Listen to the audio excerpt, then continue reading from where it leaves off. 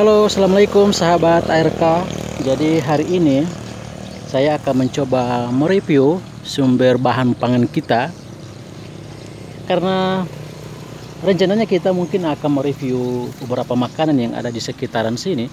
Namun karena masih banyak yang tutup, jadi alangkah baiknya kita mereview saja sumber bahan makanan, yaitu bagaimana proses sampai bisa menghasilkan makanan yang sehari-hari kita makan, yaitu nasi. Jadi hari ini saya berada di sawah yang ada di depan rumah teman-teman sekalian. Ini lihat lokasi sawahnya. Ini di depannya itu jalan, kemudian dekat rumah. Ini beginilah kondisi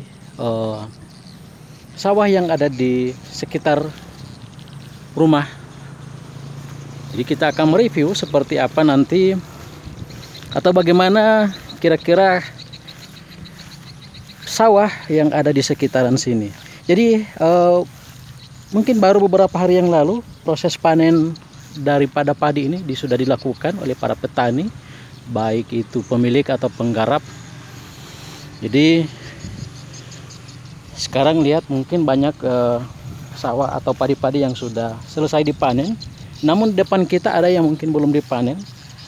Mungkin dalam hitungan hari, 1-2 hari ke depan ini akan dipanen karena padinya sudah menguning. Jadi kita akan lihat kira-kira padi yang akan dipanen itu sudah seperti apa. Jadi seperti inilah. Depan ini memang hamparannya cukup luas. Ini padi semua, sawah semua maksudnya, yang ditanami padi-padi. Tapi pemiliknya dari beragam masyarakat.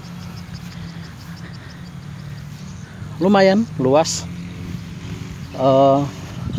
Berharap mungkin bila tempat ini dibeli sekaligus kemudian dijadikan satu tempat, memang sangat luar biasa luasnya teman-teman. Oke, jadi kita lihat seperti inilah contoh padi yang akan dipanen. Mungkin dalam beberapa hari lagi, saya yakin bahwa 1-2 hari ke depan padi ini mungkin sudah akan dipanen seperti ini. Ini salah satu contoh padi yang akan dipanen dalam waktu dekat teman-teman. Dilihat,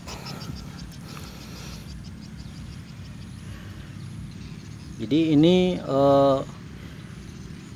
padi ini nanti setelah dipotong ya, kemudian ini masih akan menghasilkan gabah padi, dan gabah padi ini kemudian mungkin akan dimasukkan ke dalam alat mesin penggiling, sehingga alat mesin penggiling itu akan menggiling gabah ini terpisah menjadi 2.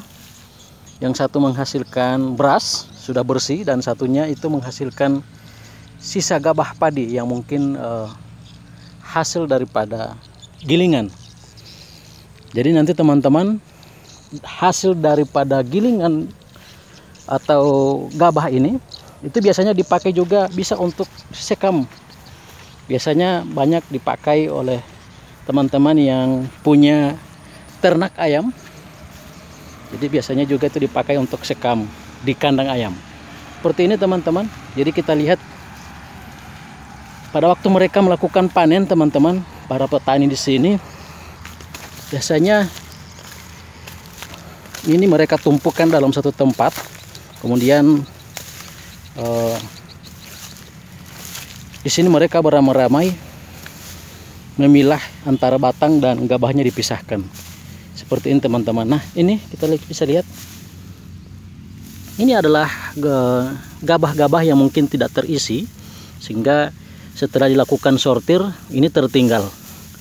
Dan ini tidak berisi beras, jadi mungkin hanya kulitnya saja.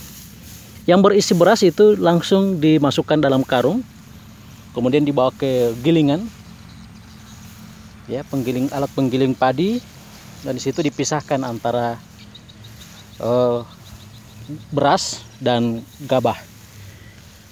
Nah, setelah mungkin menghasilkan sudah menjadi beras, maka sudah siap untuk dimasak atau dijual ke masyarakat atau kepada siapa saja yang ingin atau yang membutuhkan. Kira-kira seperti itu teman-teman. Jadi ini lihat, ini hasil, ini seperti ini. Ini biasanya bisa juga mereka dipakai oleh para peternak ayam untuk dijadikan sebagai sekam, ya, sekam padi. Dan untuk batang padi ini biasanya, ya, biasanya banyak para peternak sapi ini biasanya mereka ambil untuk diberikan ke ternak-ternak sapi mereka. Namun karena mungkin di tempat ini serentak untuk panennya, sehingga para peternak sapi yang ada di sini mungkin sudah memiliki banyak stok untuk makanan ternak sapinya, sehingga masih banyak batang padi yang mungkin tidak diambil lagi karena mungkin mereka masih memiliki banyak. Seperti ini teman-teman. Ya, jadi ini batang padi yang hasil daripada yang setelah selesai dipotong kemudian dipisahkan antara batang padinya, ya, dan gabahnya.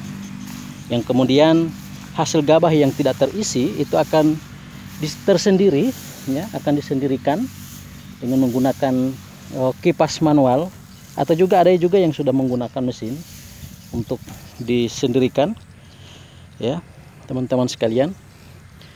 Jadi seperti inilah cara atau proses sumber bahan pangan yang mungkin biasa kita konsumsi hari-hari, yaitu nasi.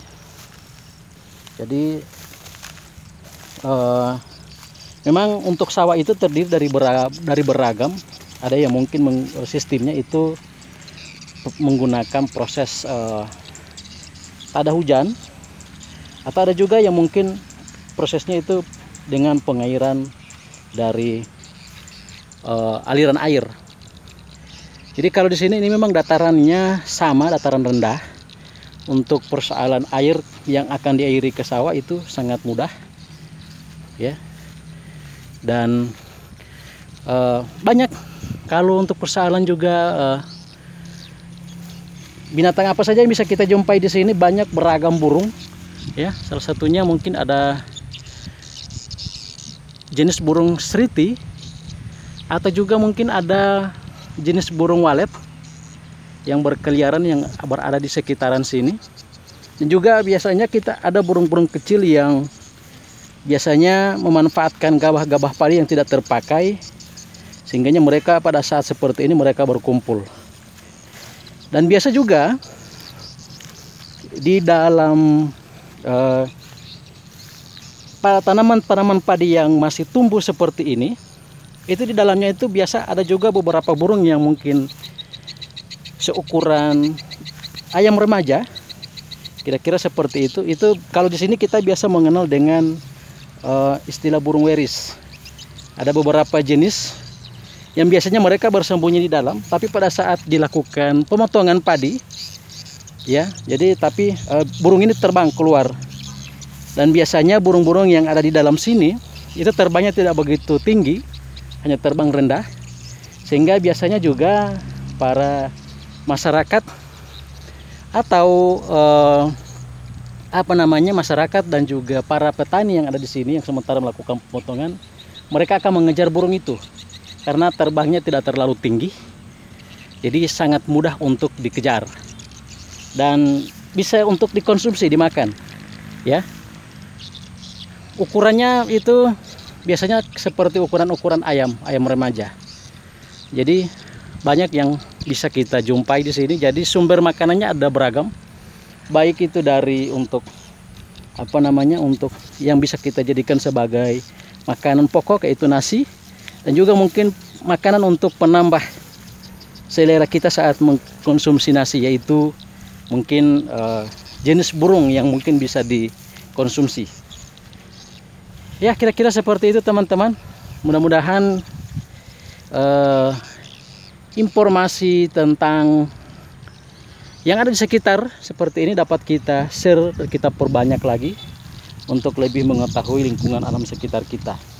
Karena biasanya kita review makanan, mungkin banyak rumah makan yang belum buka, sehingga kita bagusnya juga mereview alam sekitar yang ada di lingkungan kita. Oke teman-teman sekalian, jangan lupa like, share, and subscribe bila Anda senang dengan video ini ya. Dan mungkin bisa memberikan komentar apalagi yang mungkin bisa kita lakukan untuk video-video selanjutnya. Oke, terima kasih. Sampai jumpa.